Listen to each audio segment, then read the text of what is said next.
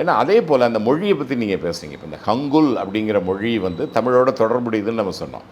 முக்கியமான தொடர்பு, நான் என்னுடைய முக்கியமான கண்டுபிடிப்பு அது. அங்கே வந்து ஜிஸ்ட் அப்படின்னு ஒரு இன்ஸ்டியூட் இருக்குது, Gwangju institute of science and technology. அங்கே போயிட்டு நான் வரேன். அப்போ குணசேகரன் ஒரு பையன் தான் வந்து என்னை வந்து பஸ் ஸ்டாண்டில் அனுப்ப போகிறாரு. சும்மா 1 ஹவர் வெயிட் பண்ண வேண்டியிருக்கேன். சார் நீங்கள் இந்த 1 ஹவரில் ஹங்குல் கற்றுக்கங்களேன் அப்படின்னு.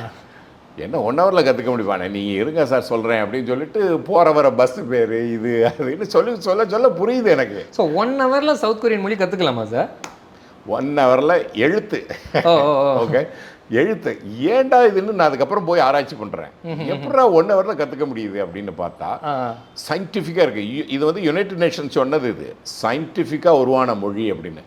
என்னடா சயின்டிஃபிக்காக உருவான மொழிங்கிறாங்க, இது என்னடா அதுன்னு பார்த்தா ஒன்றுமே இல்லை, தமிழ் நெடுங்கணக்கு அப்படியே எடுத்திருக்காரு. உயிர் மெய் ரெண்டும் சேர்ந்தா உயிர்மை.